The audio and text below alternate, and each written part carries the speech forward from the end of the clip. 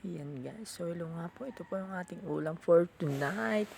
Magluluto po tayo ng itlog na may kasamang kamatis sa meatloaf, ang request ng ating bunso guys. So ayan nga po, i-prepare lang po natin ang ating lulutuin guys. So ayan po, nagprito po tayo ng ating meatloaf for today guys. Ayan po, so kailangan slow medium heat lang kasi po naka-practice na po siya dahil luto na po siya.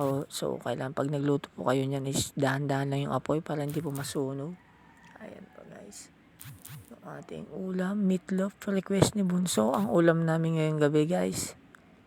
Ayan po, so saglit naman siyang lutuin guys, hindi man siya abutin ng siguro mga 5 minutes siguro luto na po ito, or hindi pa kasi nga hindi naman pwedeng toasted na toasted kasi matigas siya, yung saktong luto lang po. Ayan po guys, so katapos nga naluto yan, sinod ko na yung ating isang ulam pa guys na itlog with kamatis. So ito naman yung request ko ngayon dahil matagal na po hindi nakakaulam na ito since 2015 pa. Ay, sobrang tagal na pala guys, hindi pala. So ayan nga po, nagluto tayo ng kamatis na may with egg. So first is igisa muna natin yung kamatis guys. So palambutin lang natin siya for 1 minute siguro, pwede na siyang ihalo. So hindi na po ako maglalagay ng sibuyas guys, mabilisan na to dahil wala pong tinda yung ating kapitbahay na sibuyas. So kamatis na lang ilagay ko sa kaunting timplan-timpla na lang. So palambutin lang po yung kamatis. So after na lumambot na siya, yan, makikita nyo, pwede na natin ihalo yung ating egg guys. So bumili nga pala ako ng itlog na 2 piraso kay Aling Nena. Ang mahal pala ng itlog ngayon guys, 10 piso isa. So itlog ko na lang ang bumababa.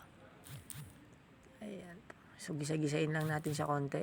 So pang madali ang ulam to, wala pang isang oras, luto na agad. Ayan, so ilagay na natin ang egg. So, ihalo lang natin ng konti. Ayan po guys. So haluin mo lang para maging scramble egg kasi ang request ko eh. Ayoko nang sunny side. Yung ginawa natin scramble egg yung ating luto guys.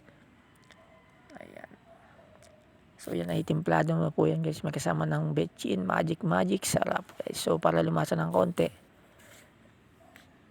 ayan po, haluluin lang natin siya guys para hindi masunog kasi yung itlog po, napakadaling maluto yan guys. Ayan po, haluin lang ng haluin natin yan, ayan, hanggang sa maluto guys. Ayan po yung aming ulam for today guys. Thank you po.